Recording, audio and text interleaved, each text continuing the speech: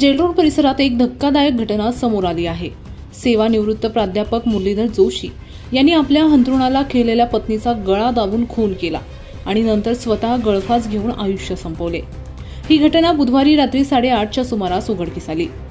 जोशी दाम्पत्य गेल्या अनेक वर्षांपासून जेल रोड येथे राहत होते। त्यांच्या पत्नी लता जोशी गेल्या 3 वर्षांपासून गंभीर आजारी होत्या। त्यांच्या दोन्ही मुलांचं वास्तव्य दुसऱ्या शहरात होते। दुपारी केअरटेकर सीमा राठोड नेहमीप्रमाणे काम करून निघून गेल्यानंतर मुरलीधर जोशी यांनी एक चिठ्ठी लिहिली। त्यामध्ये त्यांनी लिहिले, मी माझ्या पत्नीवर खूप प्रेम करतो, तिला आजारपणातून मुक्त करत आहे आणि तिच्यासोबत मी देखील मुक्त होत आहे। या चिठ्ठीनंतर त्यांनी पत्नीचा गळा दाबून तिचा खून केला आणि स्वतःही गळफास घेतला। सायंकाळी 7 वाजता सीमा राठोड पुन्हा आल्यानंतर दरवाजा उघडून पाहिल्यावर दोघेही मृत अवस्थेत आढळले। त्यांनी तात्काळ 112 वर कॉल करून पोलिसांना माहिती दिली। वरिष्ठ पोलीस निरीक्षक जितेंद्र सपकाळे यांनी पथकासह घटनास्थळी येऊन पंचनामा केला।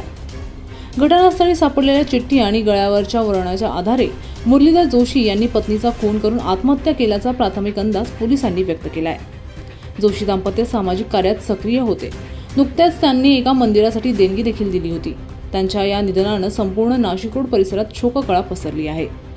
या प्रकरणाचा पुढील तपास नाशिक रोड पोलीस करत आहेत।